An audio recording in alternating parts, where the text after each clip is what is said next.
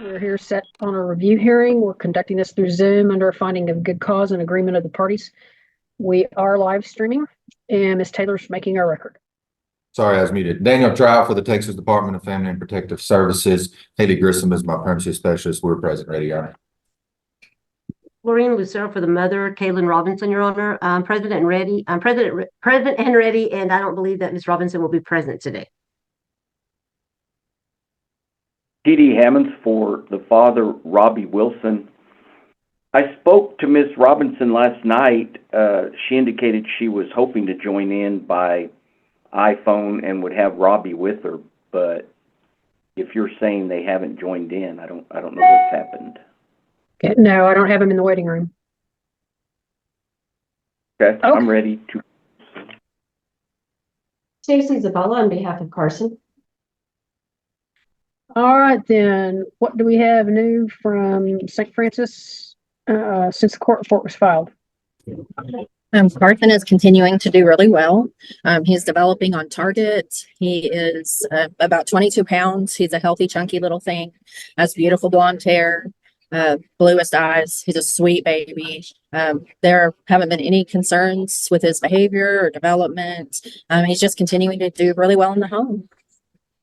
And as far as the parents go, they've continued to tell me that they do not want to work services and that they don't want to work towards reunification with Carson. So I know what their wishes are. They want the child placed with the maternal grandfather, correct? Yes, ma'am. I mean, on a long-term basis, child is there, correct? So the child is in a foster home, and they do want Carson placed with Kaylin's father. That's what they want. Okay, that's right. So he has visits with the grandparent right now. Yes. And do we have a home study pending on them? So we have a denied home study, and then we also had to do an addendum. And after that was done, it was denied again. And there are just a lot of concerns around patterns of instability. And my program director, Ethan Woods, he's here to talk more about the reasons that it was denied. But there's just a lot of concerns. We had enough where we couldn't approve it. Okay. Ms. Woods, I appreciate you coming along today. What kind of give me an idea of what the problems were? Good morning, Judge. So our biggest concern on this one is the amount of moves that we've had with this prospective caregiver. We've had 9 residence relocations in the last 10 years, with another relocation coming up in May of this year potentially. It's a lot of instability for a little kiddo who's going to need to have roots planted at his age, getting started with school pretty soon, building bonds. That's our biggest concern. Safety wise, we didn't have a whole lot of issues with it, but 10 moves in a 10-year span is concerning. Okay, I agree. Do they understand that that's a concern? I believe it's been discussed with them, yes. Okay.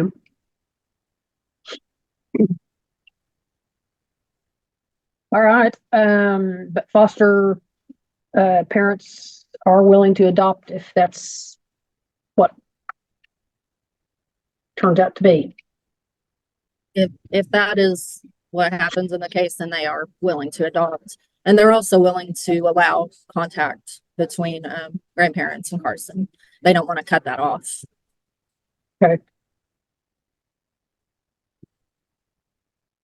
Okay, anything else? Yeah, that's all from me. Okay. All right, Ms. Lucero. Your Honor, since this case started and I was appointed to represent Ms. Robinson, she's always wanted the child placed with her dad.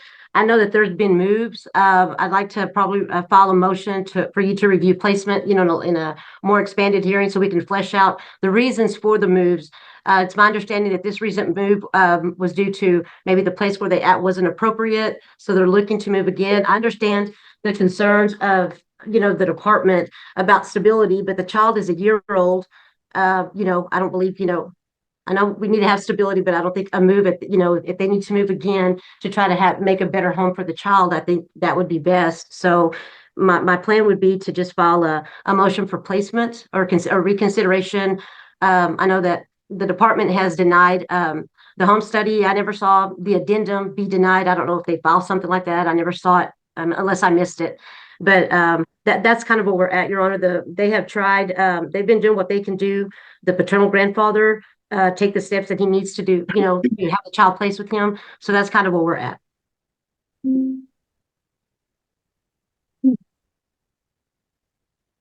All right, Mr. Hammonds? I have nothing to add, Judge. I mean, Robbie's in the same position as Kaylin. He would like Carson to go with maternal grandfather. Okay. Well, I think the thing to do is just, if you all want a full-blown hearing on that, just get with Miss Katie and get something set up. Yeah. Anybody have any objection to me reading the home study and any addendum? No objection. No, I have no objection. Okay. Is all of that filed, Ms. Grissom? Yes, ma'am, it is filed. Okay. And the addendum as well? Yes, in this last one that was filed, it contained everything, the original home study, the addendum, and the kinship safety evaluation. Okay, all right, appreciate it. All right, then, Ms. Zavala. Your Honor, Carson's doing really well. Got sick, like it seems like the rest of Amarillo around Christmas time, but doing really, really well. I understand visits with grandparents do go well. I haven't had a chance to fully explore what the denial. So at this point, I don't have enough information to make a recommendation, but can do so at the hearing when it's set. Okay. All right, then, today I'll continue the department as temporary managing conservator and continue placement, find an ongoing danger to return the child home, and that the department's using reasonable efforts to reunify the family. Our next hearing is our final, and that's scheduled for April 25th of 2024. Ms. Katie is indicating we could set this on February 20th at 1 o'clock, or we can go out further if we want to. So I don't know if everybody wants to check that day and see if that works. that day would work. Works for me. Hammonds. Your Honor, I have something that morning that may run long. Would it be possible to set it for 2 o'clock? Rachel, does that work? That works for us, Judge. Okay, that's fine. Okay, thank you. All right, so February 20th at 2 then. Okay. We'll have a hearing on that. I'll review the home study and the addendum and everything, and we'll get together and look at it then. Thank you. Yes, ma'am. Okay, appreciate y'all. Thank you very much. Thank you. A motion regarding placement. We are conducting this through Zoom. We're live streaming, and I'm reporting to the Zoom cloud. If you need a copy, let me know and we'll get it to you. Okay, we'll go ahead and take announcements. Daniel Trout for the Texas Department of Family and Protective Services. We're present, ready, Your Honor. Lorraine Lucero, on behalf of the mother, Caitlin Robinson, Your Honor, I'm present and ready. G.D. Hammonds for father, Robbie Wilson, ready, Judge. Stacy Zabella for Carson. All right. Okay, Mr. Trout. Your Honor, Ms. Lucero asked for this on her motion, so I would defer to her to start on this one. All right, Ms. Lucero, then I'll let you call your first witness. Okay, Your Honor, I call paternal grandfather, Mr. Robinson. I do. Okay, and let me just caution y'all, I know you're seated there together. You can't feed him any answers, Yes, ma'am. so he has to testify as to his own personal knowledge. Okay, Mr. Robinson, are you the paternal grandfather of Carr's child that we're here about today? Yes, I am. Okay, so that would make you Caitlin Robinson's father, is that correct? Yes. Okay, and are you, and you're currently married, is that correct? Yes. And your wife's name? Aaron Robinson. Is she Robinson or Young? Robinson now. Okay, Robinson now. Okay. All right then. Now, were you aware, well, do you have a knowledge that a home study was completed on you regarding possible placement of Carson with you? Yes. Okay, and are you aware that that home study and addendum were denied? Yes.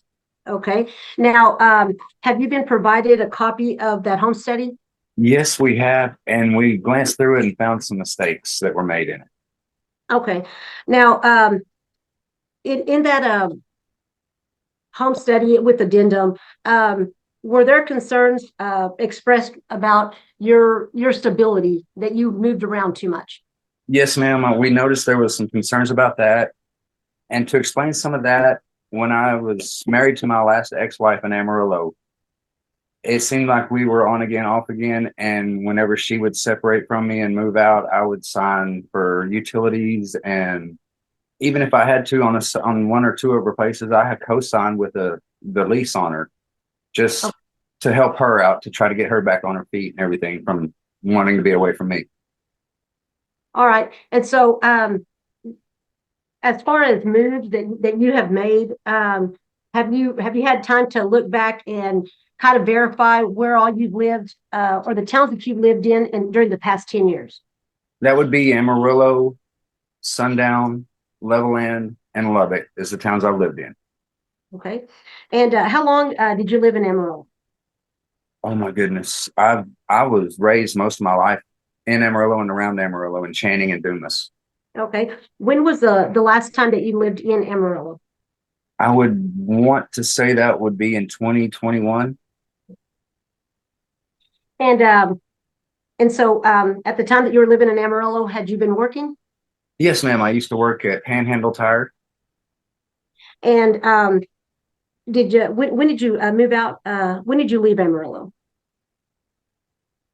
I'm wanting to say January of 2021. Okay. And when you left Amarillo, where did you move to? I moved to Sundown. Okay. And why did you move to Sundown? Aaron and I started a relationship together, and I'm sorry about that. The phone was ringing. We started a relationship together, and we moved in together to be closer with each other and see how our relationship would grow. Okay. And how long did y'all live in Sundown? I'm thinking, my goodness, I can't remember if it was a year, I believe. Okay. And did y'all leave Sundown after a year or so? Yes, ma'am. We moved over into Levelland. Okay. And how long did you okay, why did y'all move to Levelland? Well, the main reason we moved was because her father was selling the house, and he wanted to go ahead and start doing a lot of repairs to it and everything before he could sell it. So that meant we had to move out and go somewhere else. So we just chose Levelland because it was close and the rent seemed feasible at that time. Okay. And did you live in more than one home during your time in Levelland? Yes, ma'am. We lived in two separate homes in Levelland. We lived in the first one for 3 months, and we discovered the house that we were living in had black mold in the bedroom carpet. And we talked to the landlord about it to see if there was anything we could do. And at first he told us that same day that we had to move out immediately. But then he said he would give us 30 days to move out and all that, just to get us out of there so he could go ahead and get in there and take care of whatever he needed to do. And so we moved into the other house in Levelland, or no, we moved to Lubbock, and we stayed in the house in Lubbock for 6 months, if I'm not mistaken. And then we moved back over to Levelland because my wife and I was working at Hometown Tire in Levelland at the time, and she was working in Lubbock when we moved to Lubbock. And so I was driving back and forth. And then whenever we moved back to Levelland, she had taken on a home health care job over in Levelland. It paid more than a CNA job she was working. And with us both living in Lubbock, working in Levelland, it was hard on transportation and everything. So we moved back over to Levelland to make things a lot easier. Okay.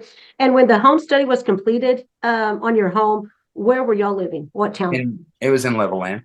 Okay. And since that time that the home study was completed, do you remember when they came out to your home to do that home study? Yes, ma'am. Okay. When was that? It was I want to say it was in August or September, if I'm not mistaken. Okay. And since that time, after the home study was completed, were you advised that it had been denied? Is that on the first home study or on the second one? Just the actual home study. Okay, we had one done in Levelland. Then once we moved from Levelland to Lubbock, we had a second home study done, an addendum. Okay. All right, then. Did you move from Levelland to Lubbock in between the home study and the addendum? Yes, ma'am, we did. Okay. Why did y'all move from Levelland to Lubbock? I had ended up I've got arthritis in my hip, severe arthritis in my hip, and I wasn't able to work at my job any longer.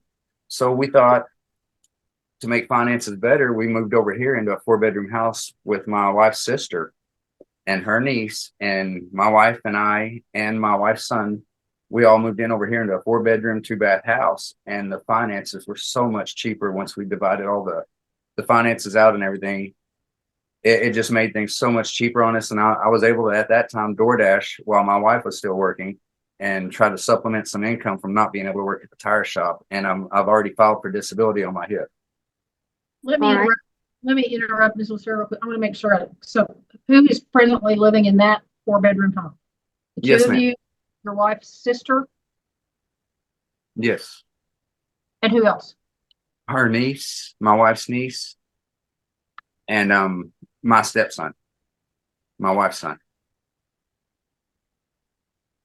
Okay. All right. Then. So, as you stated that it's a 4-bedroom, is that correct, Ms. Robinson? Yes, ma'am. Okay. And who stays in which bedrooms if there's 4 bedrooms? Aaron and I share 1 bedroom. Daniel stays in 1 bedroom. Heather stays in 1 bedroom, and their niece stays in 1 bedroom. Okay. If the court were to decide today or maybe in the future to possibly place Carson with you and Miss Young, where would Carson stay? For right now, he would be in the bedroom with us so we could keep close care for him and everything, keep attention on him and all that. Okay. Once he gets old enough to have his own bedroom, her son Daniel should be moving out. He finishes college in May. So that will leave a bedroom open for us to put him over into. Okay. Now, in reviewing the home study, did you notice that there were concerns about yours and Ms. Young's financial situation and your ability to financially provide for Carson?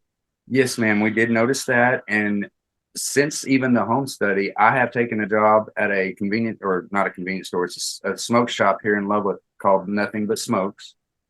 And my wife, sadly, her client passed away. So now she's door dashing to supplement her income while I work full time, or as much full time as possible at this store that I work at. Okay. So when did what's the name of the place that you're working at, Mr. Robinson? Nothing But Smokes. Okay. And when did you start there? 3 weeks ago. Okay. And what are you paid hourly or how are you paid? Yes, right now my starting pay was 11 an hour, but just in the last few days I've been promoted up to a key holder, which they said included a raise, but I'm not sure what that is to until yet. I don't know how much of a raise it is yet until I get with my area manager. All right. And if the court needed to see proof of a check stub or things like that, are you able to provide that? Yes, ma'am. I would have no problem getting check stubs. Okay. And then currently, and I'll ask her, but is Ms. Young currently working, or Ms. Robinson? She is doing DoorDash as of now. Okay. And do y'all work the same hours, or how do y'all set up y'all's work schedule? We try to work the same hours, but if she feels like she wants to work longer or whatever, she does that. I mean, she pretty much sets her own hours in her job so she could work around my schedule, and she could work when I'm at home, or I could work when she's at home, stuff like that. Okay. So if Carson would be placed with y'all, could y'all work y'all schedules to where someone could be at home with him? Most definitely. And if there becomes an instance or something where we need a babysitter, we do have Tammy, one of the people that was qualified to be a caretaker with us, or observer, or babysitter, whatever you want to call her. She is close by, and she says she would be more than happy to watch that child for us at any time. Okay. And as set out in the home study, there has been a background check completed on Tammy Ware. Is that correct? That is correct. I'm sorry, I couldn't remember her last name. Okay. All right. Now, currently, and there was also concerns about your transportation. Do you and Miss Robinson, do y'all have your own vehicle? Yes, ma'am. We have a 2004 Chevy Trailblazer. When Haley came to the new house to do the inspection, we told her about the vehicle and showed her the proof of insurance and everything on it. Okay. All right then. And if needed, do y'all have backup vehicles that y'all could have access to? Oh, yes. Her son Danny, he has allowed us access to his car at any time as long as he's not needing it. He says we could use his car anytime we need it. And Heather, Aaron's sister, has also allowed us access to her car at any time. Okay. Now, in the home study, or I should say in the addendum, there was mention that you and Miss Robinson were looking to possibly move in May of this year, in a couple of, or 2-3 months. Is that the case? No, ma'am. We had talked about it being kind of like just a off the wall thought about it. We said that once her son moved to college or got finished with college and moved away, we'd love to be able to move like over to Plainview or something, to be halfway between both grandparents, so both grandparents could equally come see the baby, or we could travel the same distance to both grandparents to make it easier on the family seeing the baby. But the way things stand right now, there's no way that we're looking at moving anytime soon from here. This is a great house. We love it. As far as items for Carson, have y'all gathered items that maybe he would need if he was placed with y'all? Oh, by all means, we have clothes, diapers, bottles. We have everything to have him set up on the spot. Okay. Do y'all have a crib for him? Yes, it is set up right now in the same room we're in right here. We're in our bedroom right now on the computer. So I can look over at it right there and it's ready to go. Okay. And what about a car seat? Yes, it is in the back of our car right now, waiting to be buckled in. Okay. And currently, do y'all have any visits with Carson? We have been set up on every other Thursday visits. And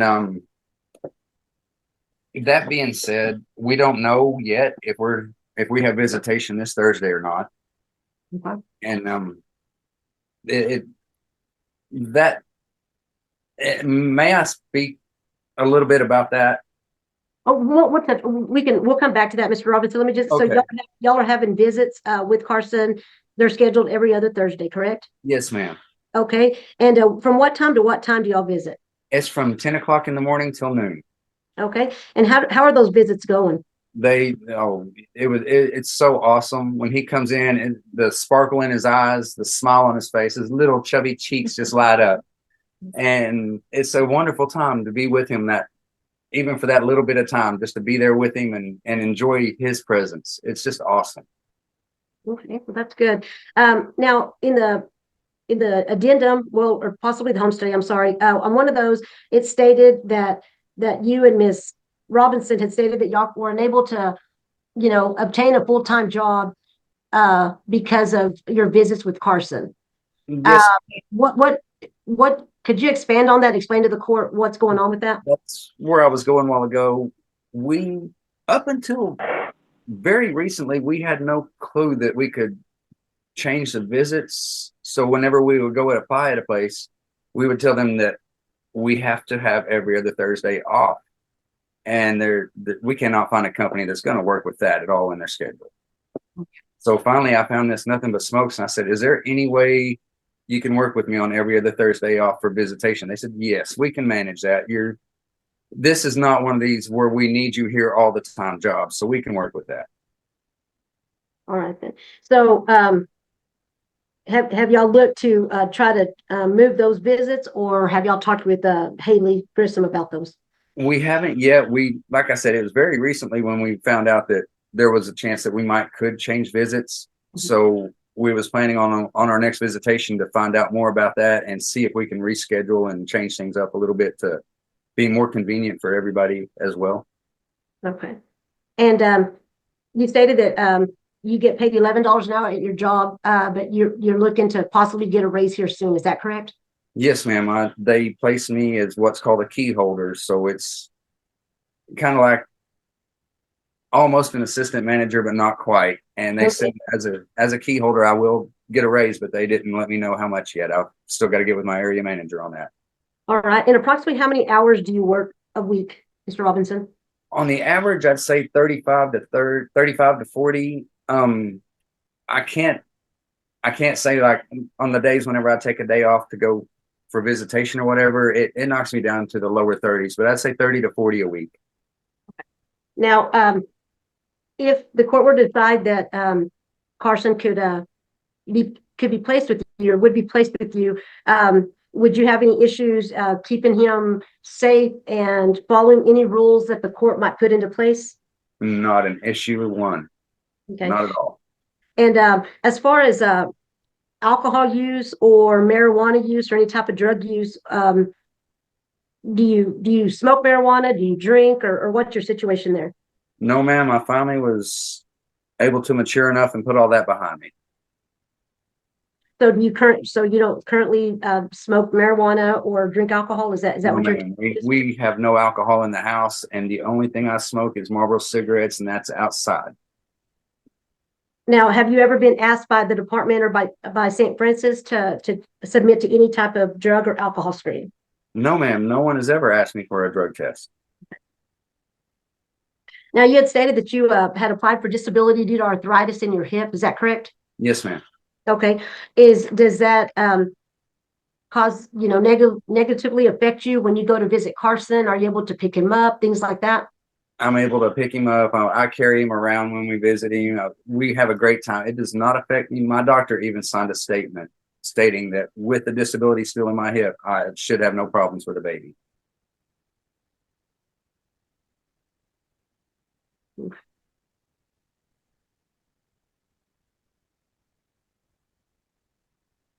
So, was there ever a time that you discussed with your daughter, who's my client, Kaylin, about Carson being placed with you and Miss Robinson? When she was still pregnant, we had talked about taking custody of the baby or doing whatever we needed to do then. And at that time, she said, I don't think I could handle the baby being around me. I don't think I could handle it being in the family. We had talked a little more, and then nothing ever came of it until finally the baby was born, and it was too late then. CPS had been involved in it, and so we're having to go through this process this way now. So are you here today wanting for the court to order that Carson be placed with you and Miss Robinson? Yes, ma'am. I am here today to ask the court for permission to have Carson placed with us. Now, if the court were to order that there's a few things that you needed to do, possibly more visits or things like that, are you willing to do that so that Carson can be placed with you? By all means. And as far as the financial stability, do you believe that y'all are in a position to provide for Carson any needs that he may have? Yes, ma'am. And our financial situation is getting better and better as we go. Okay. And are you aware of any medical issues that Carson might have? We are aware of all the issues he's had since birth. They have kept us informed on that. And we know that he does require doctor visits and special visits and everything. And we are prepared for that also.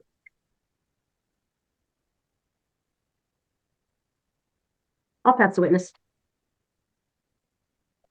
All right, Mr. Trout, any questions? Yes, ma'am.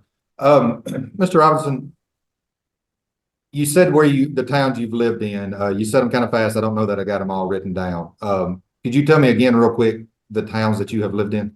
Yeah, Amarillo, Levelland, Lubbock, and Sundown. Okay. In the first home study, states you lived in Beaumont at one time. Did you ever live there? That has been many, many years ago. I've lived in Beaumont. I was raised in Channing, grew up in Dumas, moved to Amarillo. I've lived in Borger. I've lived in just different areas. Okay. But within the past 10 years, that's the 4 towns I've lived in, or 5 towns, I'm sorry. Okay.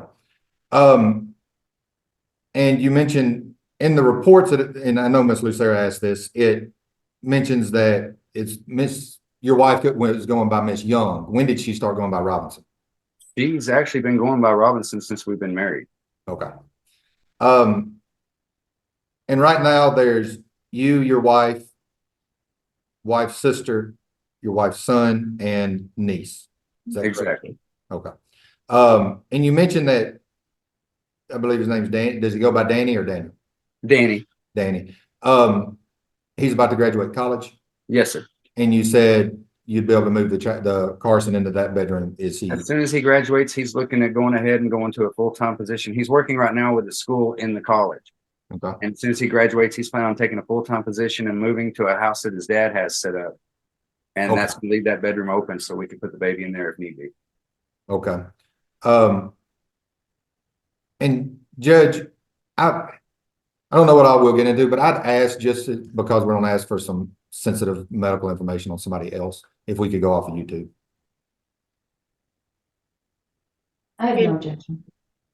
No objection. Okay. All right, then for at least while we're getting into that kind of area, we'll shut down the compliance hearing. And we are conducting this through Zoom. We are live streaming and Ms. Taylor's making our record. Right, I do not show mom present in the waiting room. Mr. Barfield, were you expecting her? Sorry, my voice is almost gone. We sent out links, so I mean, if she shows up, she should be here. So Okay. All right, we'll go ahead and take announcements then. Todd Alvey on behalf of the Texas Department of Family and Protective Services, present ready to proceed, Your Honor. Sarah Gonzalez Williams is the FBS worker who will give us an update. Brooks Barfield, attorney for Deshia Darnes. Stacy Zavala on behalf of the children. All right, then, what do we have new since the court report was filed? So the last time I spoke with Deshia, she had been complying with her counseling with Delois Henders. She has had 2 sessions. I know that she scheduled her next session with Delois, so she has been following through with that. She has also been engaging in her 12-hour online advanced parenting class. So she should be hopefully getting that completed soon. She has also been engaging with the FIS worker, Alondra. When I speak with her about the activities and engaging with Alondra, she's able to inform me of what she's actually gaining from those activities. And it sounds like she's actually learning a lot from her and gaining knowledge about parenting, about some of the trauma that she has experienced, and just gaining a lot of knowledge through that program. And then she's also still working full time in her job and being able to maintain the household with help of her mother. She's also maintaining the government assistance programs that she's engaging with to provide for the kids. We have tried to get her to get the kids enrolled in daycare to help her, but there's been limited spaces at the daycares that she's tried to get them enrolled in, and so we're still trying to work with her on that. All right, so you would say she's in compliance with her service plan? Yes, ma'am. Good. Okay, is it looking like we will probably be wrapped up by our dismissal date in May? It's May Yes, ma'am. 23rd. Yes, ma'am. Okay.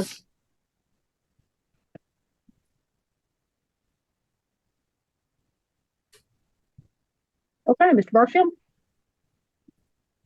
Your Honor, obviously my client's doing what she's supposed to be doing. She's probably at work right now, and since she is working, so yeah, I mean, she's doing everything she's supposed to be doing, making my job pretty easy. All right, Ms. Zavala? Your Honor, I got to visit with the kids and mom in the home. There was a great looking dinner on the stove cooking. The kids looked great. Janiyah is smart as a whip and she will talk your ear off, and she was excited. Jordan was pretty sleeping on the couch, but he looked good. I didn't identify any concerns when I was there visiting, and mom seemed cooperative. It would be great if we could get her assistance in terms of daycare. But I don't have concerns at this point about how everything's going. Okay. Is Janiyah in any kind of Head Start program or anything like that? Is that an option? And Sarah may be able to fill us in. I don't think so right now, but I mean, I saw all kinds of colors and art activities and stuff that she had been working on at home. But Sarah may be able to fill in. As of right now, she's not engaged in any Head Start program, but that's definitely something we can look into. I can talk to her about. It'd be Well, if great. she's 4, maybe that's a better option than daycare even Yes, ma'am. several days a week. And particularly if she seems to be very bright youngster, Yes, ma'am. She is Be- very bright. be very good to keep her mind engaged in good things. So, okay. All right. Well, sounds like we're making really good progress. So we'll just continue everything, continue working the TFF program. And I'm sorry, Ms. Mora, is there anything you wanted to add today? Oh, I just wanted to comment and say that Deshay has been demonstrating a lot of consistency, a lot of growth. She is always showing initiative in looking for things that could help the kids, creativity, language, acquisition. Like she's really, really big into getting a lot of resources for the kids. She demonstrates a lot of gentle parenting with them. And they are also about to be in the 3rd phase of the program. So they are making a lot of really good progress. Okay. Great. Okay, so we'll continue everything and I'll see everybody back May 7th of 2024 on a 9:00 docket. Thank you, Judge. Okay, we appreciate y'all. Thank you very much. Hearing, we're conducting this through Zoom under a finding of good cause and agreement of the parties. And we're live streaming and Ms. Taylor's making our record. All right, we'll take announcements. Daniel Trout for the Texas Department of Family and Protective Services. Jaleesa Bird is my pregnancy specialist. We're present ready. Joel Jackson, on behalf of the mother, Naja Grimsley, we're present ready, Your Honor. Jeff Hill on behalf of Justin Grimsley, Judge ready. Stacy Zavala on behalf of Gabrielle, here ready. All right, thank you. What do we have new since the court report was filed? So Gabrielle's doing pretty well in her current placement. She's shown a lot of improvement in her behavior. We did celebrate her birthday on the 8th. So Naja and her son went down to Lubbock and we enjoyed her birthday. We'll level in. So overall, that's kind of my update right now. Gabrielle's continuing to do better. Okay. And how are we making progress on service plans? So Miss Naja was able to complete her services. We have continued to look for parenting classes that kind of look more towards mental health, sexual abuse therapy. So Naja was able to find some classes and able to attend a few. So me and Naja have worked together to look for more classes, but Naja has completed all of her services on her family plan. Okay. And then Mr. Grimsley is currently in Potter County, so he hasn't been able to work services. So we've just kind of continued to work with Potter County on what services that he can work. And so far, we haven't found any services he can work while he's there. Okay, and it sounds like visits are going well. Yes. Okay, and what's the goal right now?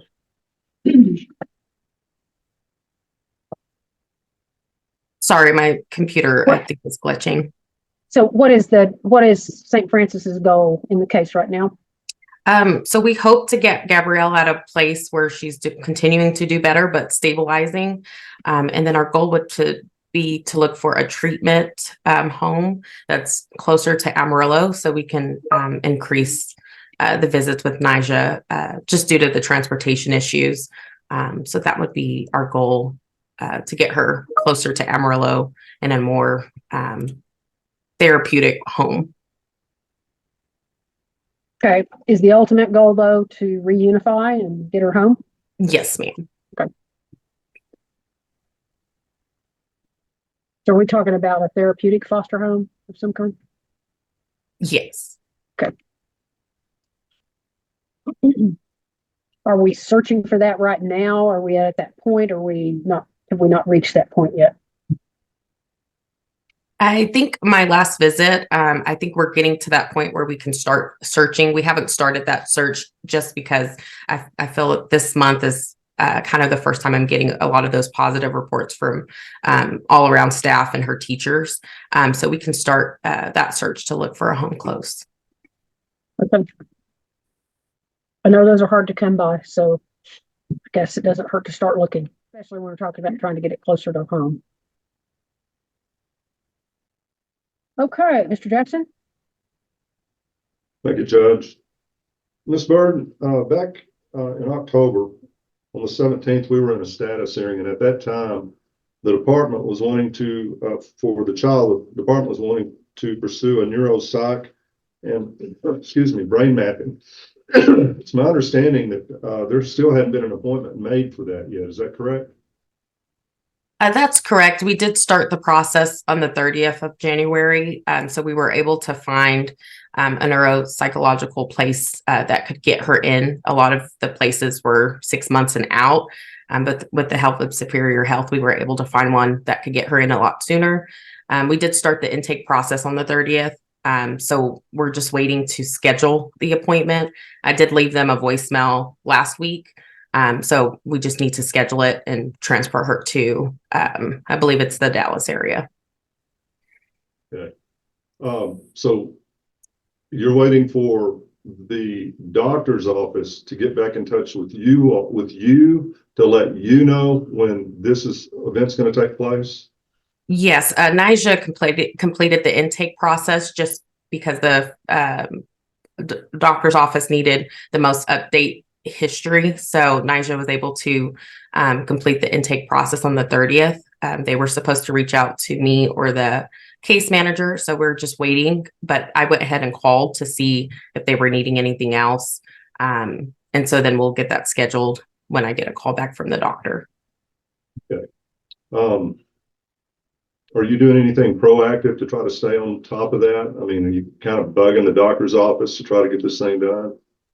I called on Friday, so I was hoping to at least get a call yesterday, so I can call today. So I believe so. And also the judge had ordered that Nija be kept in the loop as far as all her appointments, her medical reviews and neurology appointments. Have y'all been doing that? I believe so. Yes. Okay.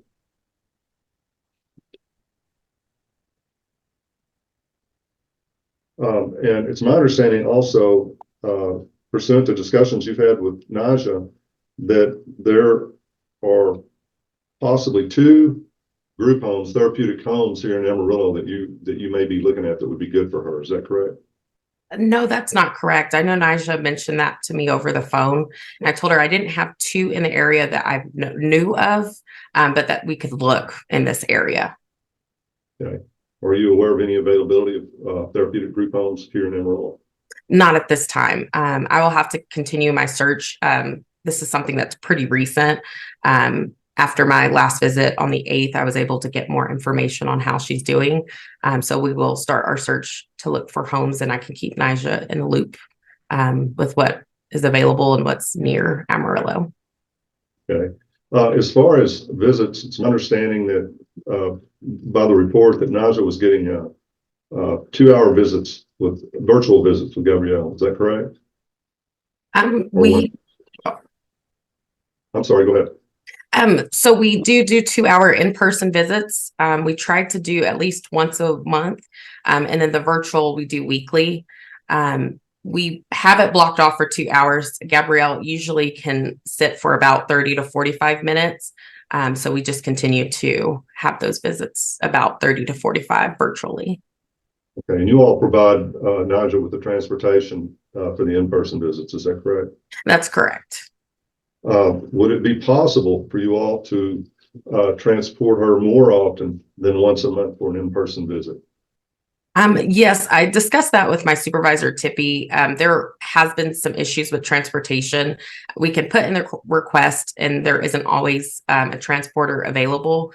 So I talked with Nija about, hopefully we can get Gabrielle closer to Amarillo so we can increase those visits. If we have the transporters, I can request for, maybe two visits, or, just increased. The problem is the transportation. Okay, I understand, but would you agree though that the in-person visits are probably better for Gabrielle than the virtual visits are? Yes, I do agree. I know when I first was on the case, I know Nija's son at the time had a car and a job that he was going to be able to transport Nija, but I know the circumstances have recently changed. So I can do my best to get more visits in person. It's just the problem is the transportation, but I can put in those requests. Okay, I appreciate that. Thank you. I'll pass the witness. All right, and Mr. Hill. Thank you, ma'am. Thank you, Judge. Ms. Bird, you indicated that there really were no services that Mr. Grimsley can work while he's in jail. Did I understand you correctly? That's correct. Okay. Is that just the nature of jail, or is it CPS/St. Francis? Is there nothing you can provide him to do, period? I reached out to Potter County. I know that they've started some classes at Potter County. I have not been given the information of what those classes are. So at this time, I haven't been provided with services that he can work while he's there. But I do visit him and do check-ins. So at this time, to my knowledge, no. Okay. Has he indicated that he's willing to work some services if you could provide them? Yes, he has. Okay. Well, I guess on his behalf, then please continue to look into that. And then also, I'm not on any of the service contacts for receiving the permanency report for today's hearing, et cetera. Could you please add me so I'm getting the filings in the case? Yes, I can. Great. I appreciate that. Thank you. I'll pass the witness. All right, Ms. Zavala. Your Honor, I've got no questions of Ms. Bird. The reports I'm getting from placement are all equally good in terms of improvement that we're seeing. Unfortunately, we didn't get to do our scheduled Zoom, but that's because I inadvertently scheduled it for her birthday. So I'm really glad that she got to hang out with mom and brother instead of me on Zoom. We're rescheduling it. But the reports I'm getting from placement, mirror what Ms. Bird said. And I'm really hopeful that we could get her closer now that she appears to be stabilizing. And I do agree, it seems like a recent thing that she's really gotten to that point. And I am all on board for as much in-person visitation that mom and or brother can have, if they can get there. So I think that would be a great thing. All right, thank you. All right, so Ms. Grimsley, first let me just say thank you for your cooperation and for working so hard and getting your services done. Obviously you and Ms. Bird are staying in good contact, and if there's something you need, to let us know. I think I definitely want to say let's ramp up looking for a therapeutic foster home or placement group home, foster home. Just because those placements are hard to find, particularly in our area, in region. So let's start, beating the bushes and see what we can come up with.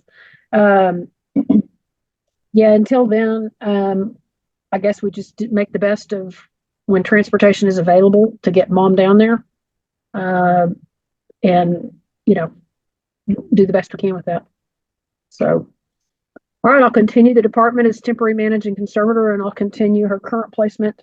And our next hearing is June 11th of 2024, and that'll be on a 9 o'clock docket. So I'll see everybody back then, and I hope by then we will have gotten her closer to home. Here on a review hearing, we're conducting this through Zoom under a finding of good cause and agreement of the parties. We are live streaming, and Ms. Taylor's making our record. Okay, we'll take announcements from everybody. Daniel Trout for the Texas Department of Family and Protective Services. Abigail Lawrence is my permanency specialist. We're present, ready. Bailey Sapien on behalf of respondent mother Blossom Lewis. My client is present and we're ready. Jeff on behalf of Jesus Torres, we're ready. Stacey Zavala on behalf of Savia. Okay, let's get the update from St. Francis since the court report was filed. What do we have going on? So Savion continues to do super well in placement. I got the confirmation this morning that he will have his pulmonologist appointment on February 21st. And I just wanted to commend placement. I think it's tough and scary when you have a kiddo with asthma, but they intervene as needed, and they're super cautious about where they take him. And so he's done absolutely amazing there. Mom, she continues to work services. There are a few things that we still need to cross off on the family plan, but she stays in communication with me and continues to work those services. Jesus has completed his services. He just lacked co-parenting, and I got the confirmation that they finished their last session yesterday. All that we really lacked from him was housing and employment. He was in South Carolina for a job up there, and he got back last week. He called me this morning. He has gotten a job. He starts this week. So I think he's just kind of in the middle of coming back and forth from San Antonio to Amarillo to tie up some loose ends with his other criminal hearing stuff. But since I've gotten this case, he's also stayed in contact. Mom has visits. She's been attending those consistently as of recently. Jesus doesn't have visits right now, and we've been in communication and talked. We've just asked that he start drug screening for us, and he understands that and has agreed to do that so we can get those visits started back up for him. So let me make a couple points of clarification. So is he back in San Antonio now? He is back in San Antonio now. Okay. So he resides in San Antonio. Right. And is going to start working there. Mm-hmm. He's just back and forth to Amarillo because of some of the criminal stuff. Yes. Okay. All right. Has he drug tested for us during the pendency of the case? He has, but since I got the case in January, he has not drug tested. Yeah, but he's been in North Carolina or something like that, right? Right. Okay. All right. Okay. Do we have a place to send him for drug testing in San Antonio? Yes, ma'am. Okay. And what's the plan about any visitation with him? So since he is located, in the same city as Savion, placement, which is his mother, has agreed to supervise those visits when they start again.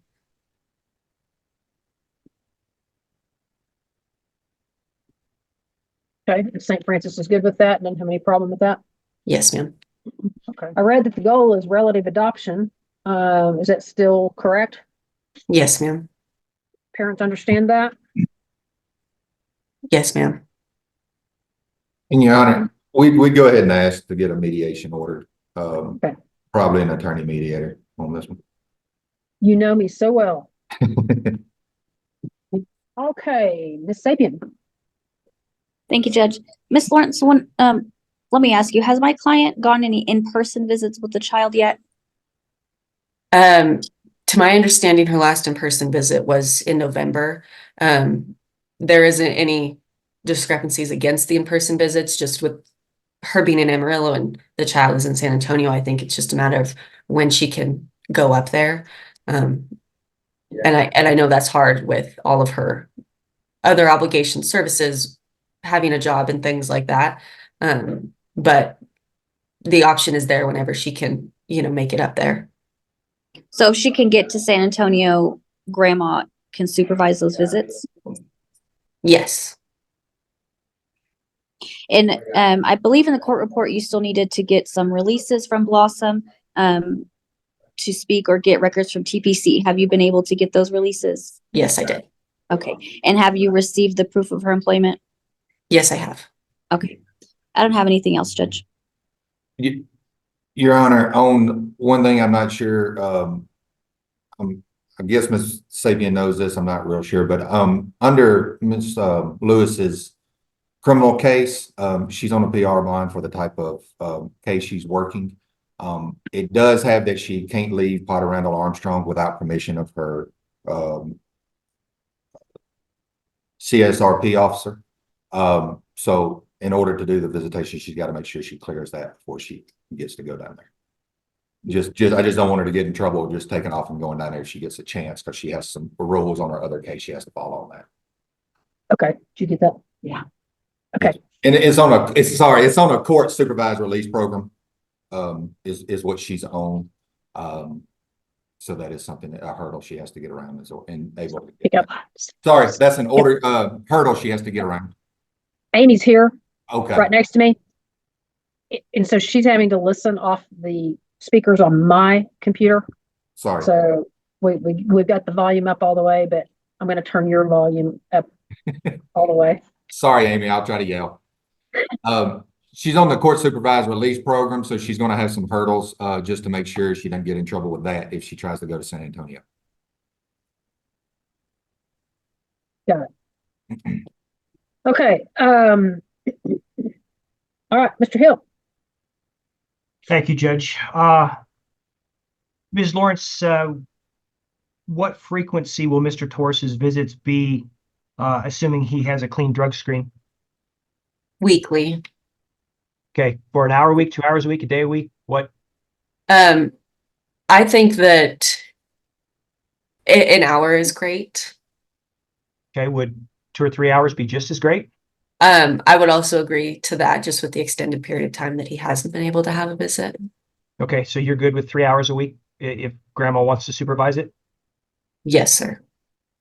Okay.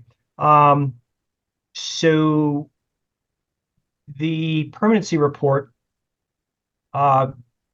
indicates that St. Francis is worried that Mr. Torres doesn't have appropriate resources to care for his children, doesn't have housing and stability,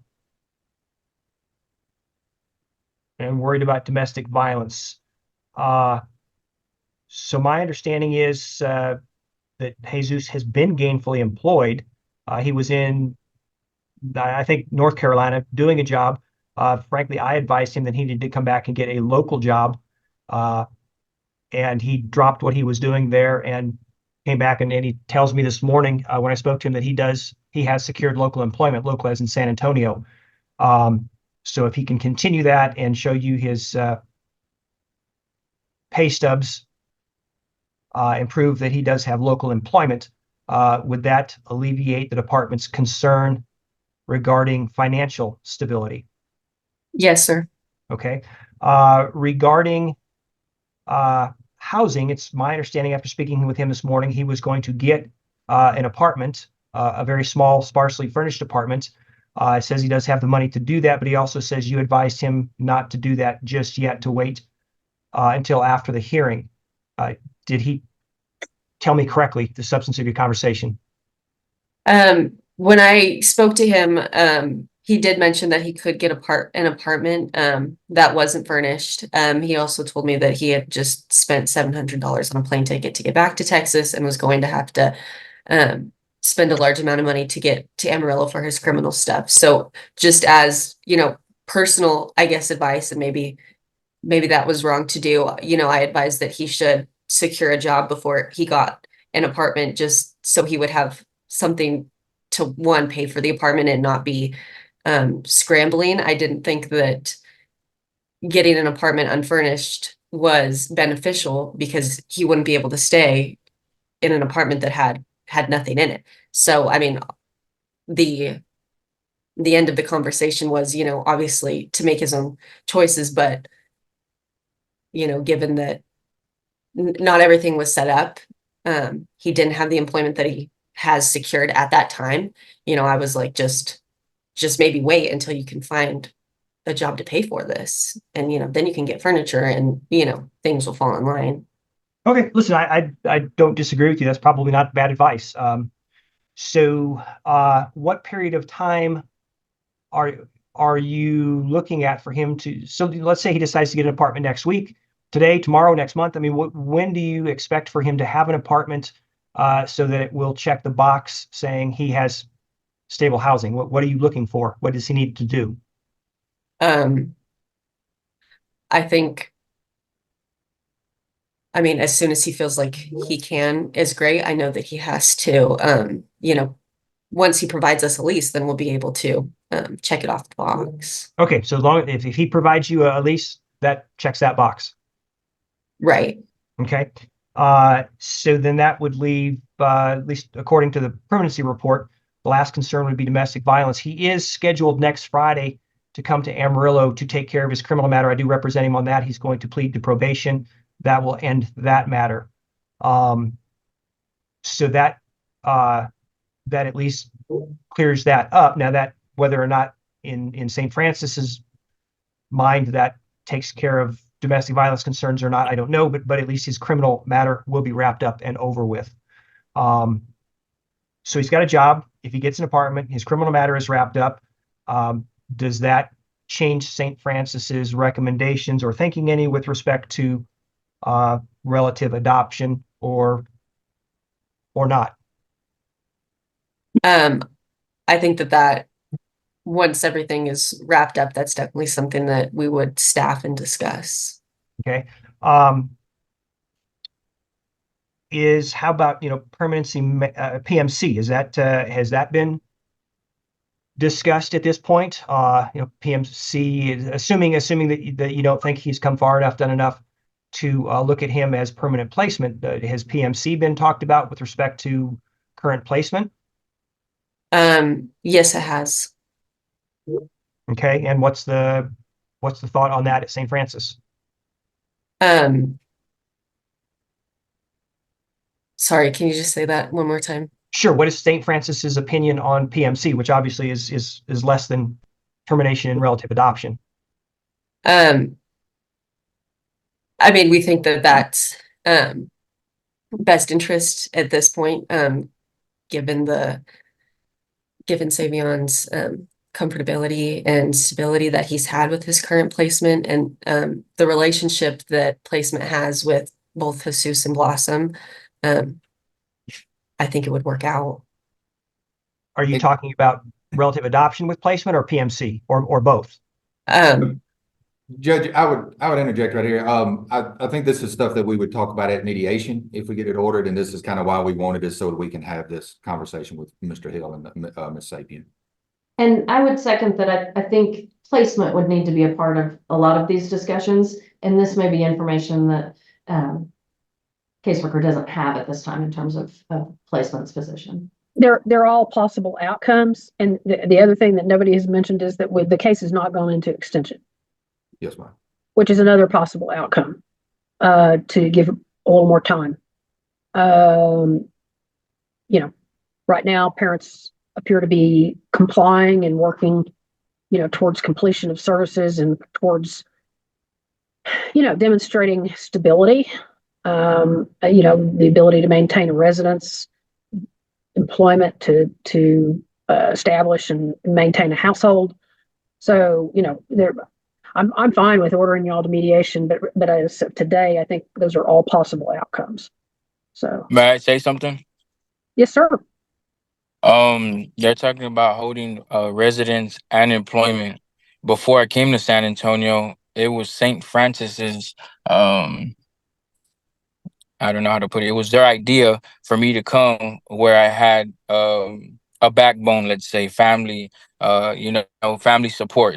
That was the exact words, right? I had my own house, I had my own car, and I worked at JBS for a long period of time. When I had Xavier, I was working. But that's what I'm saying. Coming over here, applying for a whole new apartment, with my background or whatever, it's, I keep getting denied. But I found one place that I can get, and everything my caseworker said is true. So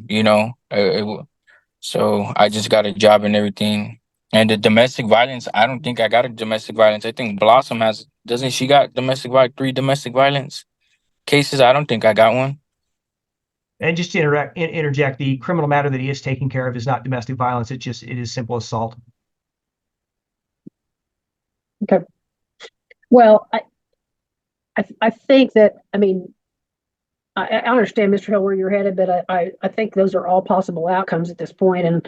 And I think a mediation would be beneficial just to sort of see what y'all come up with and determine, all right, what direction are you headed? But like I said, the other factor is, in cases, the dismissal date isn't until April 29th, and then it hasn't been extended. So it might be that I would find, closer to that dismissal date, that parents are getting, really close to demonstrating the kind of stability that we need. And the case may have a completely different appearance at that point in time.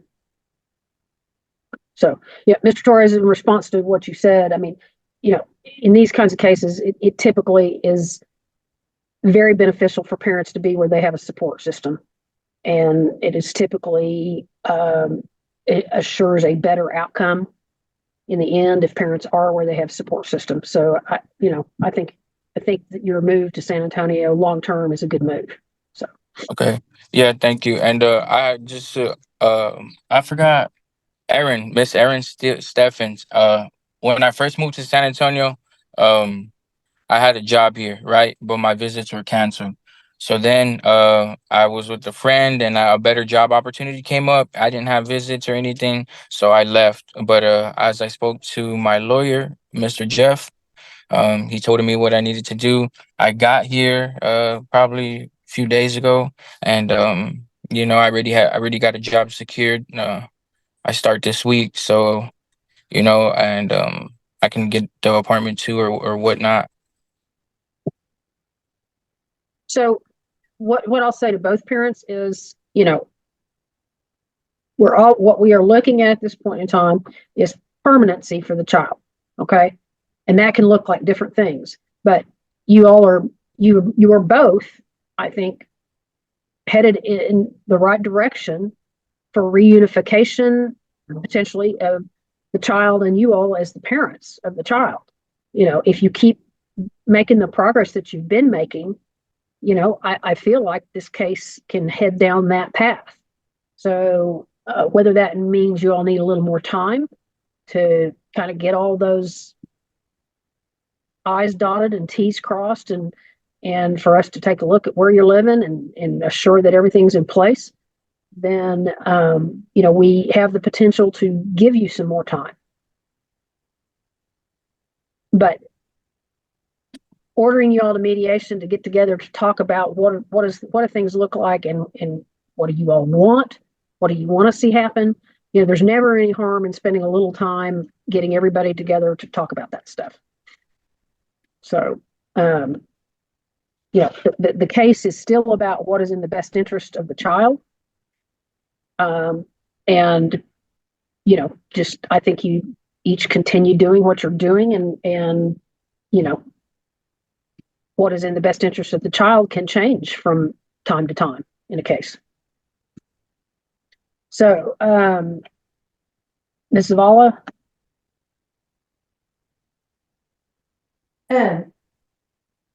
Your Honor, the area that I feel like I need more information on in terms of specifically mom is the mental health issue. And I think that Ms. Lawrence answered Ms. Sapien's question about whether there are releases in place. That information, I think, is really going to be important to look at a long-term resolution. So I just want to make sure we've got those releases in place. I know that I would want information about whether mom is back on medication and how that's going. The waive, the fact that she was discharged from waive program. I understand that we've got Delois Hinders picking that up. I would want information on that. It sounds like we now have releases to do that. But I think for mediation or extension or any kind of final resolution, that information is going to be important. At least it'll be important to me. In terms of the child's doing great in placement with paternal grandma. I know there are lots of steps that'll need to go into place for mom to come in person to San Antonio for that visit. I can't speak on behalf of placement, but I myself am a little concerned about placement being put in the position to supervise mom, who does seem to have a history of some mental health issues. I think I think it would be helpful to have someone else supervise that. It may be that paternal grandmother turns out to be very willing to supervise, but I think it could be very helpful to have a neutral party supervise at the very least the first one. But in terms of placement, I do recommend that continue. He's doing great there. Placement's on top of all medical needs and concerns. May I say something? Yes, ma'am. Okay, I was gonna say, Abigail, I'm just seeing what do y'all have against me? Because, as of I've given you my pay stubs. I have employment. I take medication because of my meeting we had with Tippy and yourself as well with my caseworker regarding of the court I'm in. And the WAVE program, I don't take it because I'm not supposed to take accountability of something I didn't do with my charge. It's pending, so I'm not convicted, innocent, or guilty of it. I'm not going to speak on that behalf, but that's why I do take the lowest hinders. I just have her, and I have Antonio Graves. I have 3 more sessions of Antonio Graves, and I already have the lowest hinders already scheduled out all the way till March. I've been taking my medication. I've been consistent with it. I mean, you can ask Tippy and Abigail. I already had a meeting with them. They met with me up in person. They said I made a lot of progress. So, I mean, I just don't understand what I need to do because, I mean, I applied, I showed y'all my employment and, I mean, I have a place, transportation and everything. I mean, I just feel like you're kind of using my mental health against me. If it's not my mental health, it's my criminal. So I don't know what I have to do. Well, Ms. Lewis, I mean, I'll address to the extent that I can address it. I think what Ms. Zavala is saying is perhaps Ms. Watson and Ms. Lawrence have seen some of this recent documentation as far as your mental health progress. Ms. Zavala may not have seen it. And so, she's essentially saying, I need to see that. And I think she's entitled to see that. And it's important for her to see that. It's not just mental health. It's all about seeing that you and Mr. Torres are going to maintain some kind of longer term, stability and making sure that you guys have got what you need in place for a very young child. So the criminal is always of concern. I mean, Mr. Torres's criminal situation is of concern. Yours is of concern.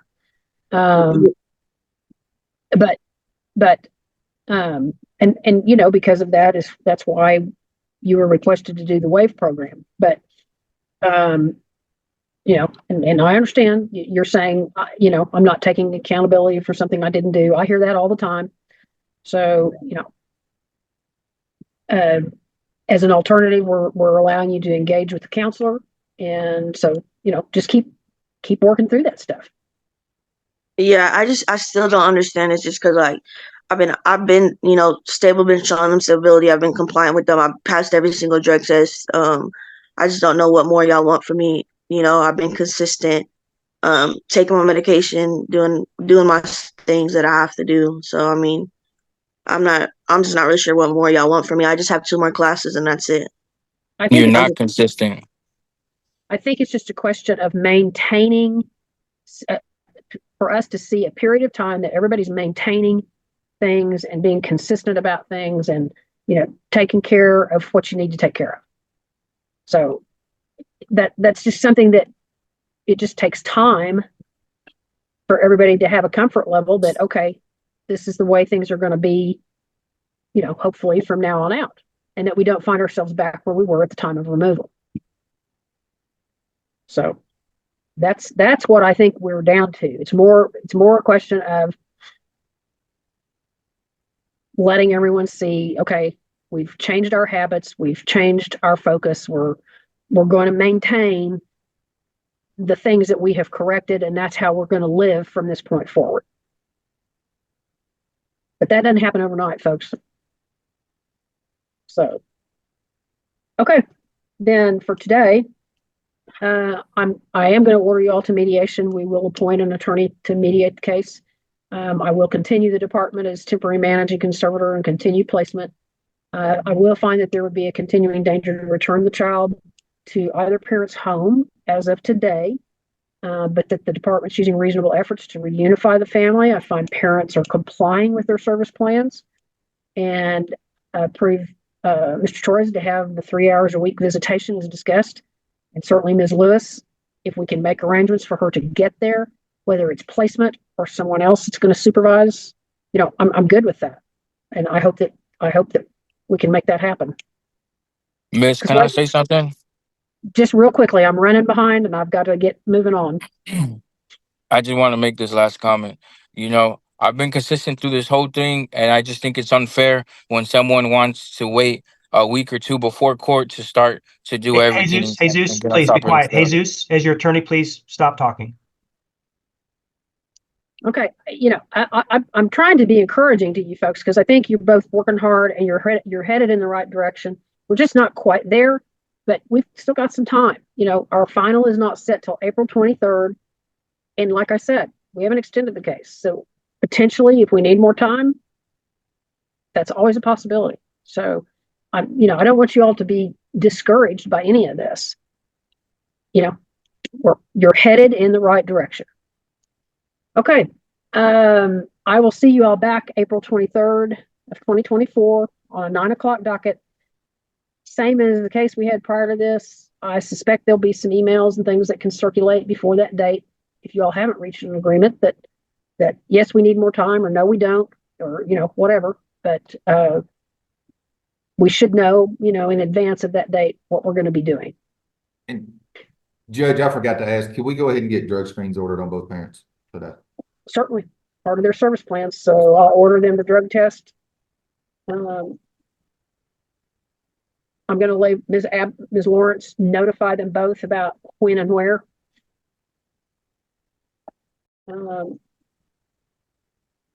I'm going to let Ms. Lawrence notify them both about when and where.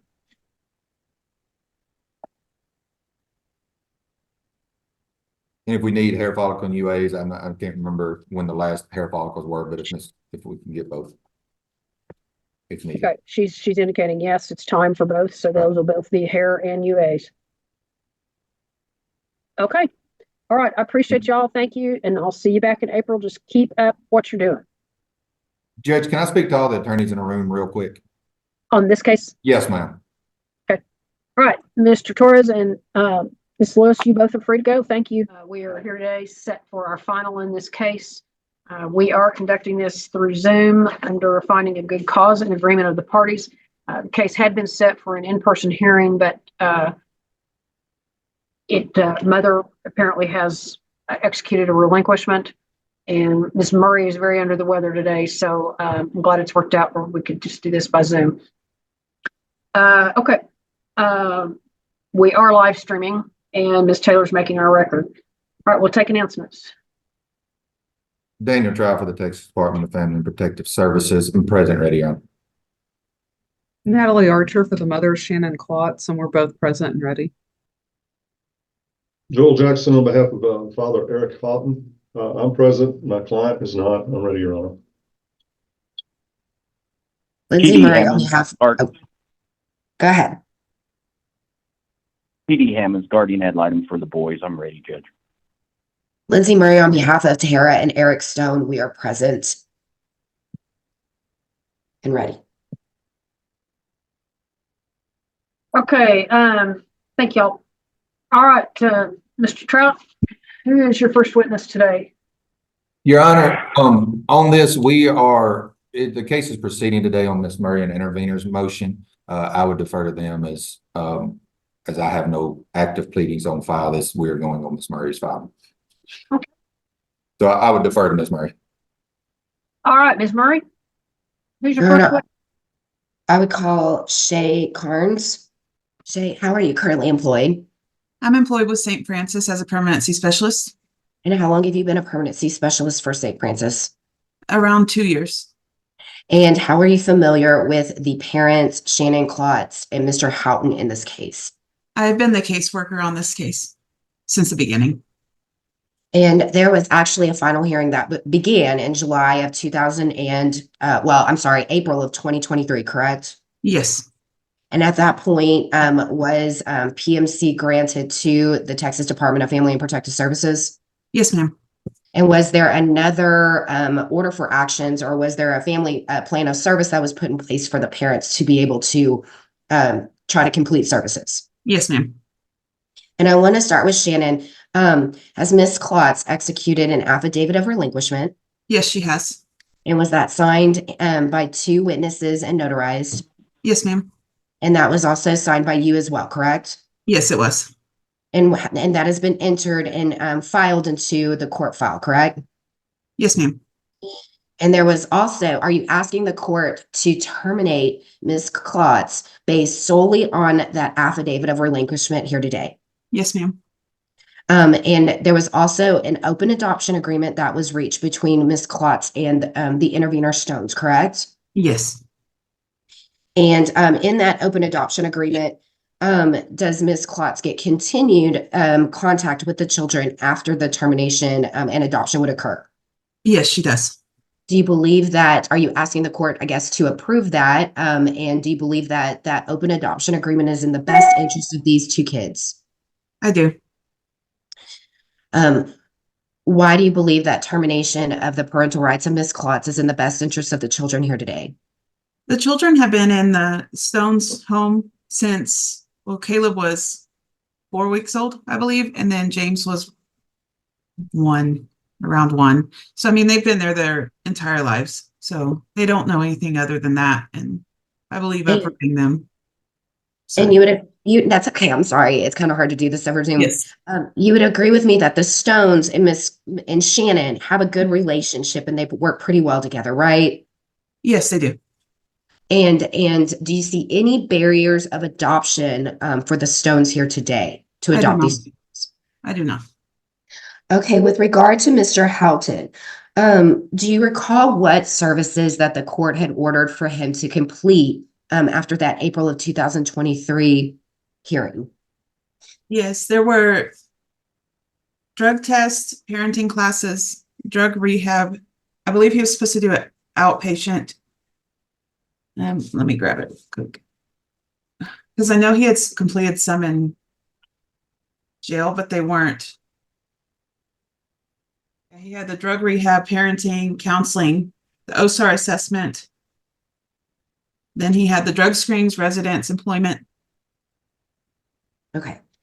And so in the case, how long was Mr. Houghton incarcerated throughout the life of this case? Oh my goodness. I want to say about 6 months. They were 2 separate instances. Okay. And so after that April of 2023 hearing, how much contact have you had with Mr. Houghton since that hearing? He was staying in contact for a little bit, but I lost contact with him around August, September. August, September of 2023? Yes. Okay. So you haven't had any contact with him since August or September of 2023? Yes, ma'am. That's right. Has he had any contact with these 2 kids since August, September of 2023? No, ma'am. When was his last visit with the kids?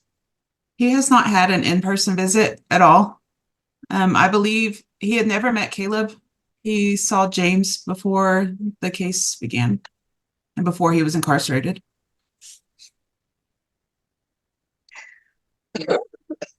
I kind of want to start with the drug test. Mm-hmm. Since April of 2023, has Mr. Houghton completed any drug tests? He did a couple of them. They were monitored. Some of them had the temperature was wrong, and then some of them were he didn't want to do them. When's the last time he drug tested? September, I believe. Would you agree with me that it's a violation of the order for aid of actions with the court that he's not completing a service plan when he didn't complete the drug testing? Yes, ma'am. Does it concern the department, or I'm sorry, St. Francis Ministries, that the temperature of some of these samples was not correct? Does that concern the department? Yes, ma'am. Is it also concerning for St. Francis Ministries that he refused to take some of those tests? Yes, and I never received a hair follicle except the first one when he was in January of 23. Has drugs been a concern for Mr. Houghton throughout the life of this case? Yes, ma'am. And would you agree with me that that any type of drug use would be and endanger these two children? Yes. And and not only would any drug use, but him not having a relationship with these children, if they were placed with him today, would you agree with me that that would be harmful for these kids? Yes, ma'am. What about the parenting classes? Did Mr. Houghton complete his parenting classes? No, he did not.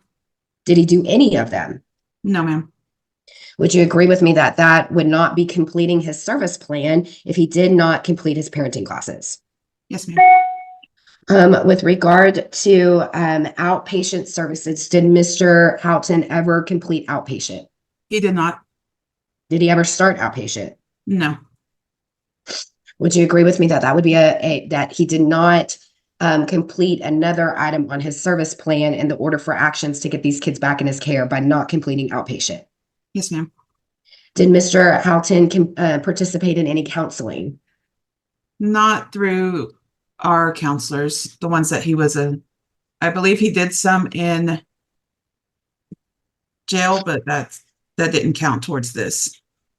Okay, and so after he was released in jail, did he ever contact you to try to get the information to set up his counseling sessions?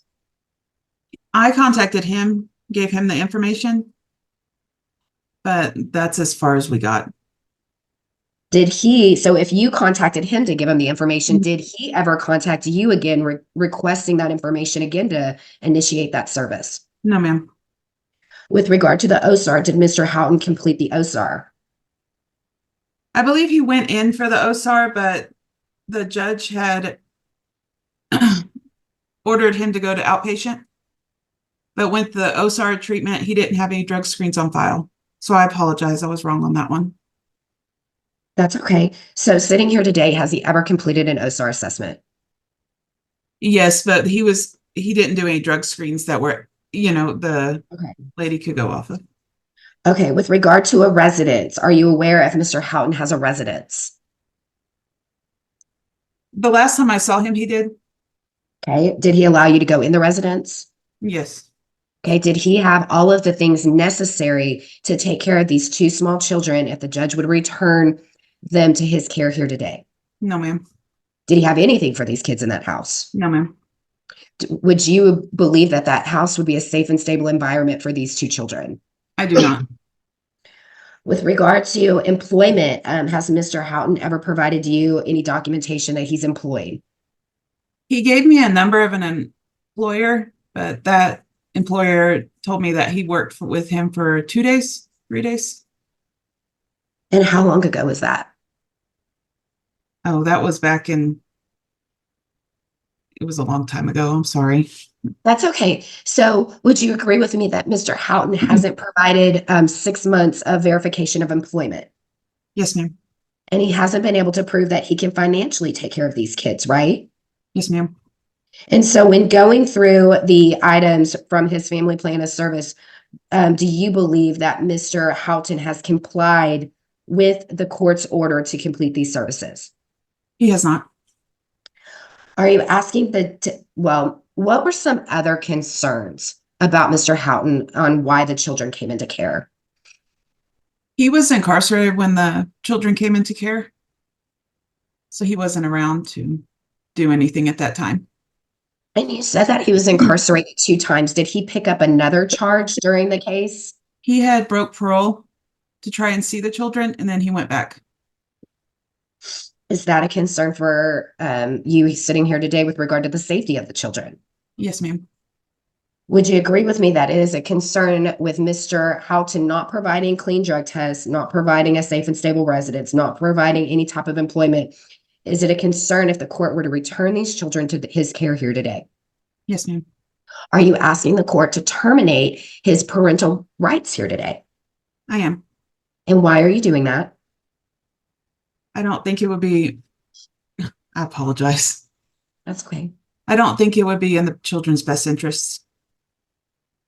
Because the children are bonded to the stones. Would you agree with that? Yes, they are very bonded.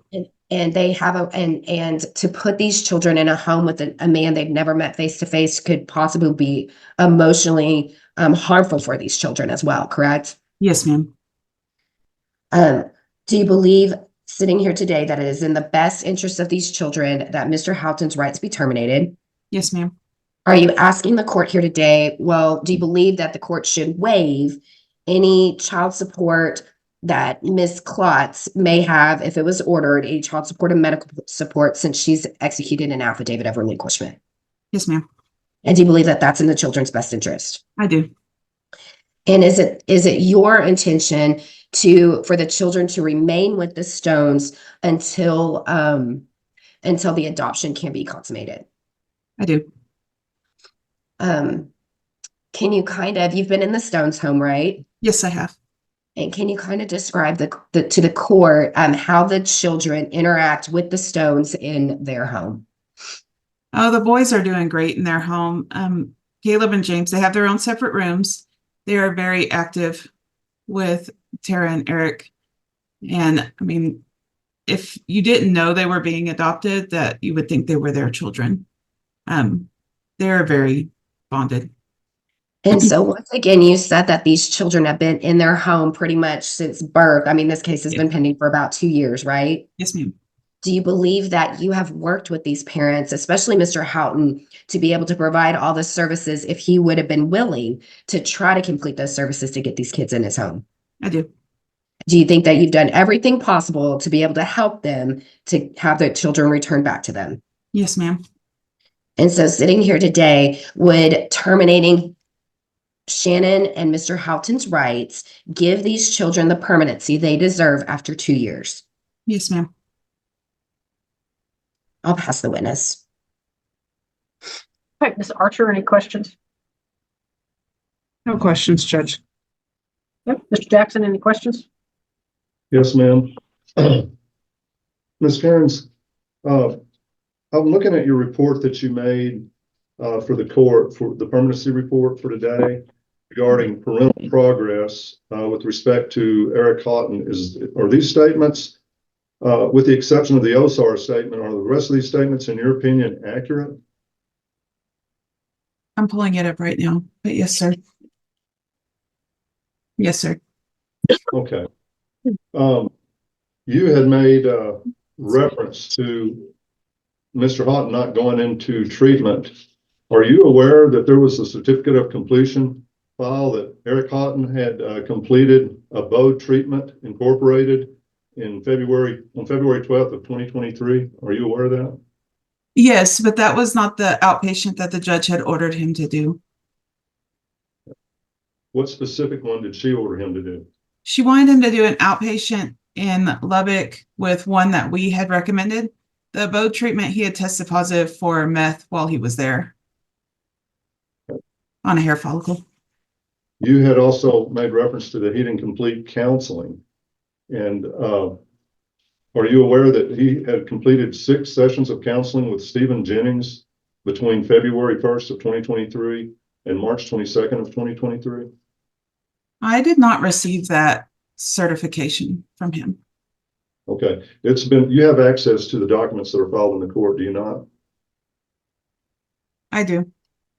Okay.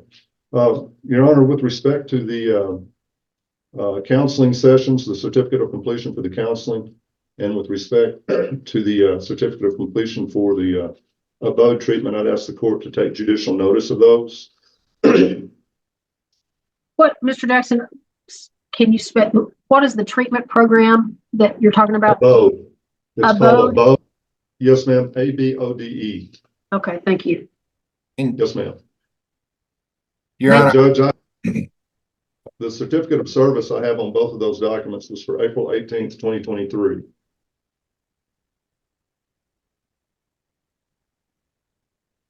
But Ms. Cairns, it's your testimony, though, that he tested positive for methamphetamine while he was in that program? His hair follicle came back for meth. And that's when he had told us that he was with coworkers and he had done it. That he had used? Yes. All right, but that doesn't necessarily mean that the abode program was aware of that drug test, correct? Yes, ma'am. Mr. Jackson, I'll take judicial notice of the certificates that they indicated a completed program and that they've been filed, but I don't think it was the kind of program that I ordered him to. Your Honor, I would object to it.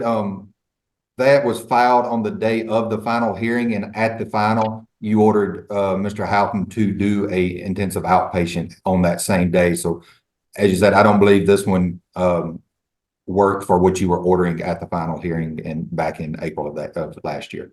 Yeah. So, If I may respond, Your Honor. I'm sorry. no, I will take judicial notice of the fact that there are certificates of completion of a program, albeit not what I ordered him to do.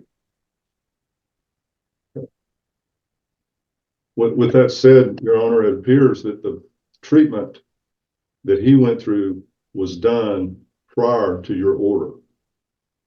So he was seeking treatment prior to the order, is the point that I'm making. Well, I've got to try to find it. Hang on.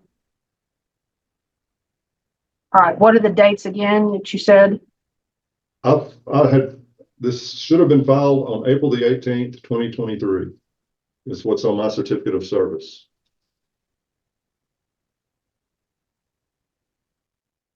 So does this look to you? My document it's turned. Let me try to turn it.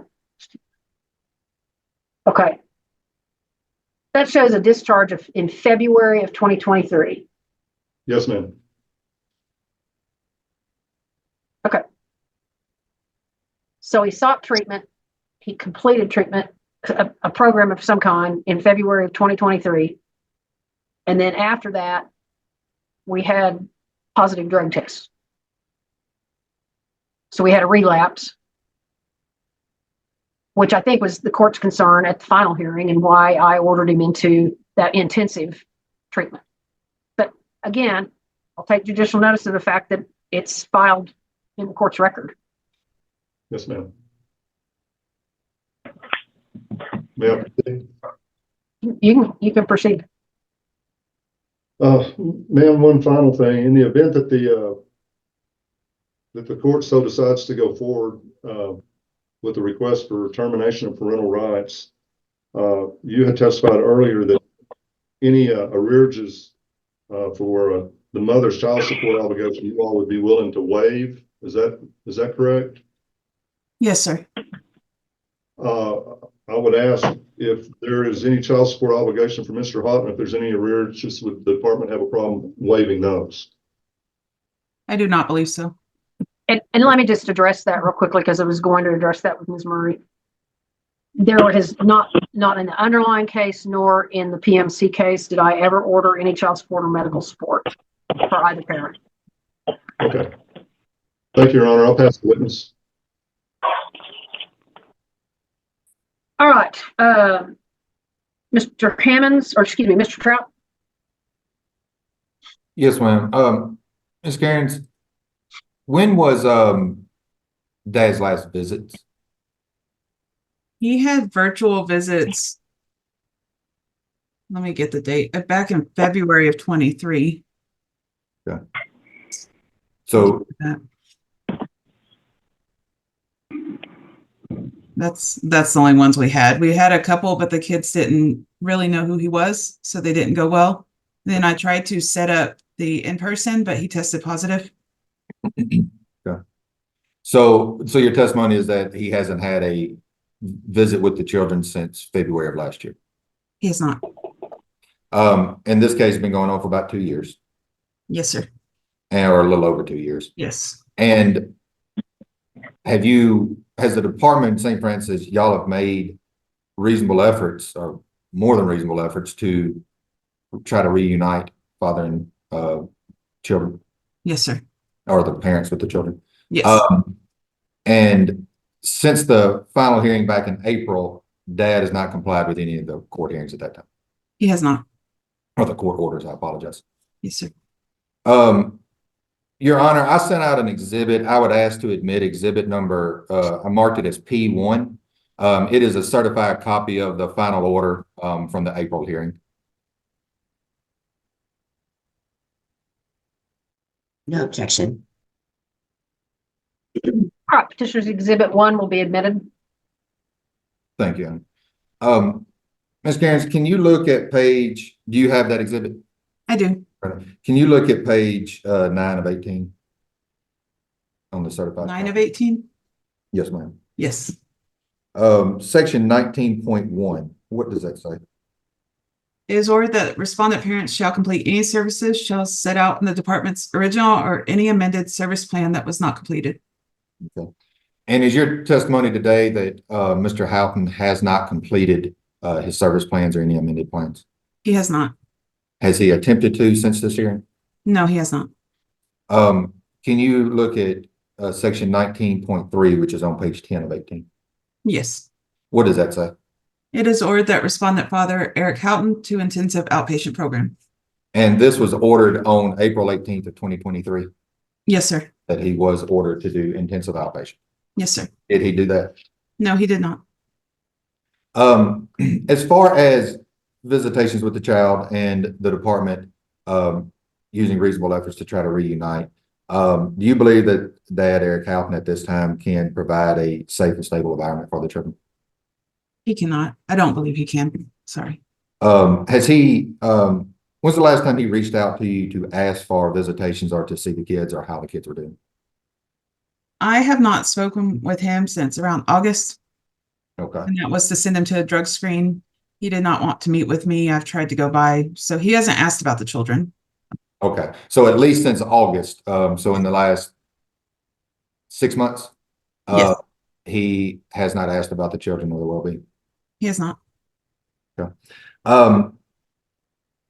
Judge, and piggyback on some of Ms. Murray's questions earlier, I'd asked to go ahead and ask the court to take judicial notice of the affidavit of relinquishment for Mom Shannon Klotz that was filed yesterday, February 12th of 2024.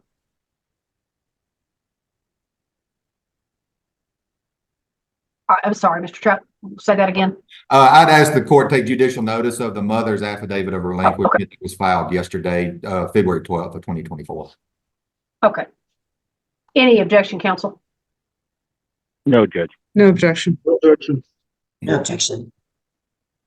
All right, I'll take judicial notice of mother's voluntary affidavit of relinquishment, which has been filed before. Thank you. I'll pass witness, Your Honor. Okay, now, Mr. Hammonds. Thank you, Judge. Ms. Cairns, where the boys are right now at the Stones house, they also have a 16-year-old daughter in the home, correct? Yes, they do. And your observations with the boys, do they get along with her? Oh, yes, they do. And they're bonded, I mean, just as a family would be bonded. Yes, sir. The Stones also have some older siblings that are, or older kids that are outside the home. Have you seen any interaction between them and the boys? I have not. Whenever I go see them, you know, it's the daughter and the children, the boys. Okay. I apologize. I have nothing further, Judge. Okay. Ms. Murray, any further questions of this witness? I have no further questions of this witness, Judge. All right. Anybody have anything else for Ms. Cairns? No, Judge. Nothing further. Nothing further, Judge. All right, then, Ms. Murray, you can call your next witness. I would call Tara Stone.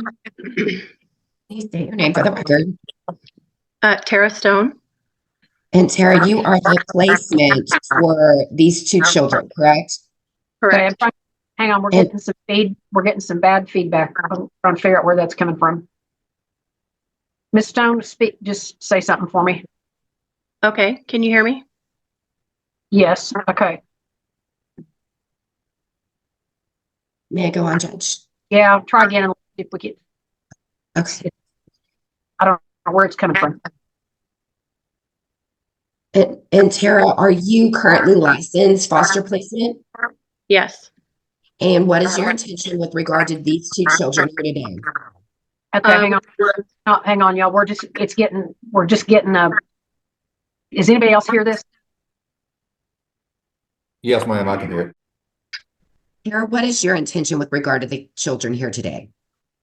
We would love to adopt them and give them permanence and become a family. Okay, how long have they been in your home? It was 2 years this past November. And what kind of things have you seen? How have you seen the children change while in your home? Well, we were just looking at pictures yesterday, and when they first came to us, James was just 14 months old, so he was just a little baby, and Caleb was 11 days old. And so they've begun to grow up into beautiful young men. And you have developed a relationship with Shannon, correct? Correct. And sitting here today, we've entered into an open adoption agreement with regard to Shannon, right? Yes. And Your Honor, I've sent out some exhibits, I-1 through 29. And I would ask if I-29 could be entered into evidence. It is the open adoption agreement.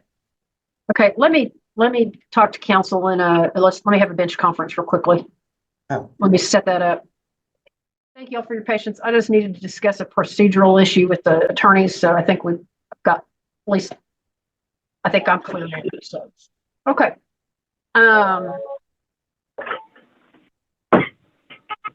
Ms. Murray, I'll let you questioning your client. Mr. Hammonds, I'm going to mute you again. That's fine, Judge. Okay. Kara, do you believe that the open adoption agreement is in the best interest of the boys to continue to have that contact with Shannon after the adoption has been finalized? Yes, absolutely. And are you only asking this court to terminate Shannon based on the affidavit of relinquishment that she executed and that's been filed with the court? Yes. And do you think that's in the best interest of these children? Yes, I do. And why do you think that? Well, earlier I said that we would like to adopt them to give them permanence and become a family, but the truth is we've been a family for 2 years now, and we love Shannon very much. They love her. She loves them. This is just what they know, what they're bonded to, and because for those reasons, I believe that it's in their best interest to go this route. And with regard to Mr. Houghton, have you been, I guess, were you present for any of the phone or Zoom communications that Mr. Houghton had with the children? Yes, all of them. And how did he interact with the kids?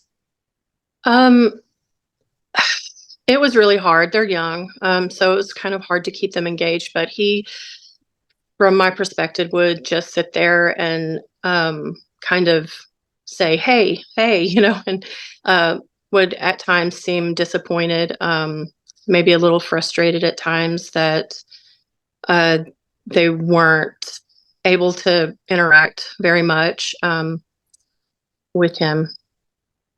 And he hasn't seen these children or had any kind of contact since February of 2023. Do you believe that he has any kind of bond with these kiddos? No, I don't. Are you asking the court here today to terminate his parental rights based on the fact that he did not complete the court-ordered requested services?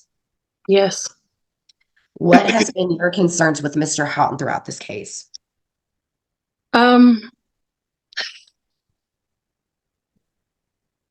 He tends to show up. He's shown up a couple of times, dropping Shannon off for their visits, and he intimidates me. My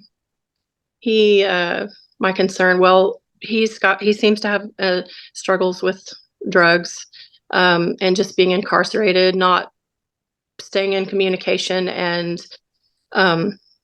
just being generally difficult. Do you think it's important that if he truly wanted to have these children back in his care, he would have completed those services, correct? Yes, ma'am. He would have truly wanted to have these kids back in his care. He would have done all of the drug tests, right? Correct. And we even had him personally served with notice of today's hearing, correct? Yes, ma'am. And he is not present here today, is he? No, he's not. Do you believe that that kind of reflects his intention with regard to these children? Yes. Can you kind of tell me about the health of the kids? Yes, they've been really fairly healthy. We've not had, I think we've had one actual sick visit to the doctor in 2 years. The rest have been well checkups, and they've recently been evaluated for at Stonebridge for autism and that type of thing. And while they each have some of the markers, I believe, but neither one of them have been diagnosed. And so they're doing great on milestones as well. They're extremely smart, both. So I really don't have a lot of concerns as far as physical health at this time. And sitting here today, you and your husband intend on providing for all of their emotional, physical, mental health needs for the rest of their lives, correct? Absolutely. And are the children bonded with your biological children? Oh, yeah. Yeah, they call our 16-year-old daughter Sissy since day one, really. And she is their big sister. Our two older boys live out of town, and so we visit them as often as we can. And we also have two grandsons that are similar in age, and they're buddies. I mean, they're bonded to them as well. So with the termination of parental rights here today, give your family that kind of completion and permanency that it's been desiring over the last 2 years? Yes, ma'am. Judge, I would ask, we provided interveners 1 through 28, and you provided some pictures of the boys and your family, correct? Yes, I did. Have those pictures been altered in any way? No. Your Honor, I'd offered the evidence interveners 1 through 28. And do you believe that you and your husband can provide a safe and stable environment for these children through adulthood? Yes, ma'am. Are you asking the court to terminate the parental rights of Shannon and Mr. Houghton? Yes. Are you asking the court to grant permanent managing conservatorship of the children to CPS so that you can adopt through the department? Yes, please. And is it your intention to follow, or I guess to initiate that adoption as soon as possible? Yes, it is. And do you believe that all of our requests are in the best interest of these two little boys? Yes. I'll pass the witness. Just a couple, Judge. Ms. Stone, prior to you beginning to foster these two little boys, had you had foster children in your home before? Just one. And I mean, we discussed you had gone through all of the licensing and fostering classes and things like that, correct? Correct. And when did you complete all of that? I believe it was March of 2020, I believe. All right. So these boys came into your possession soon after that. November of 2021. Yes, sir. All right. I'm sure you and your husband have had some long discussions, but the two of you, having raised 3 other children, are well aware of the journey you're about to embark upon, correct? Yes, sir.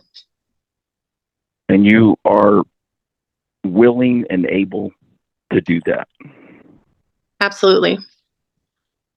And you love these 2 boys and want to make them a permanent part of your family. Very much. I have nothing further, Judge. All right, and Mr. Hammonds, do you have a recommendation to make to the court today? Judge, based on everything that I've observed about this case and conversations I've had with Ms. Stone, I would recommend to the court terminate both of the biological parents' rights. Ms. Klotz, based on her affidavit of relinquishment. Mr. Houghton, based on whatever the court feels appropriate as far as abandonment or even having placed the children in a dangerous environment initially when they were placed into the department's custody. But I do believe it has been shown over the last 1.5 to 2 years that certainly the Stones can provide a safe and